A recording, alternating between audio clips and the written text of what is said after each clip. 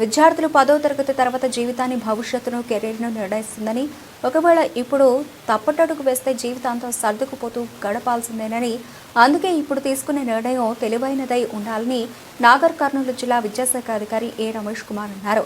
శుక్రవారం రాష్ట్ర పాఠశాల విద్యాశాఖ రాష్ట్ర వ్యాప్తంగా వార్షిక పరీక్షలు రాసిన 10వ తరగతి విద్యార్థులకు కెరీర్ గైడెన్స్ పేర టీ-షాట్ ద్వారా ప్రత్యేక కార్యక్రమం నిర్వహించారు. కార్యక్రమానికి నాగర్ కర్నూలు జిల్లా విద్యాశాఖ అధికారి ఏ రమేష్ కుమార్ మిజనపల్లి కేజీబీవీ నుండి 10వ తరగతి విద్యార్థులతో కలిసి వీక్షించారు.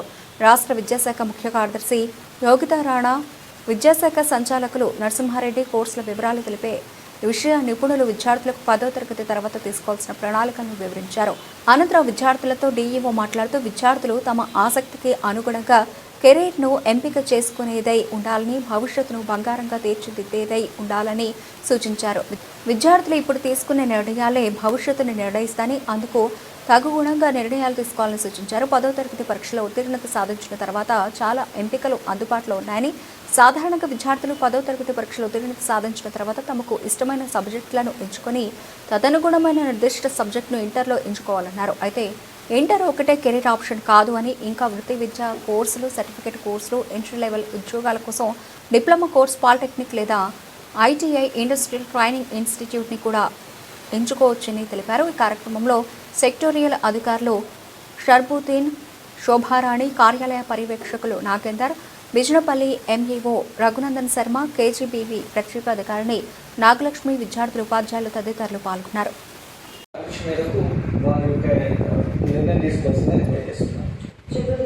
ఒకసారి అంటే వాళ్ళకున్న డౌట్స్ క్లారిఫై చేసుకోవాలంటే ఇప్పుడు మీరు ఉన్నారు, వచ్చిన కాల్స్ కి ఆన్సర్ చెప్తారు. ఆ తర్వాత మాకున్న డౌట్స్ ని, మాకున్న క్వైరీస్ ని క్లియర్ చేసుకోవాలి అంటే ఏ విధంగా చేసుకోవాలని వాళ్ళకి ఒక డౌట్ వస్తుంది. ట్రీట్మెంట్ బోర్డు దగ్గరికి రావచ్చు అంటారా, లేదంటే ఏదైనా నంబర్ ఉంటుందా?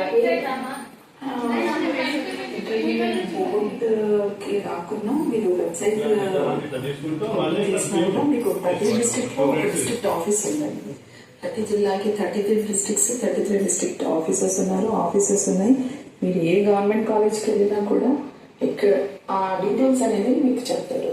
ఎందుకంటే మనకు ఆ డిస్ట్రిక్ట్ తో సంబంధించినటువంటి జిల్లా అధికారి అక్కడ ఏ కాలేజీలు ఉన్నాయనేది చెప్తారు.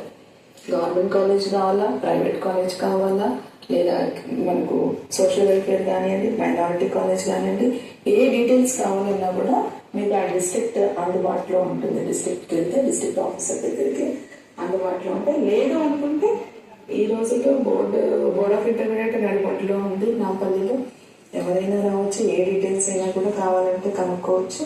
అన్ని కూడా వెబ్సైట్ లో ఉన్నాయి కూడా. Just I want to tell one thing.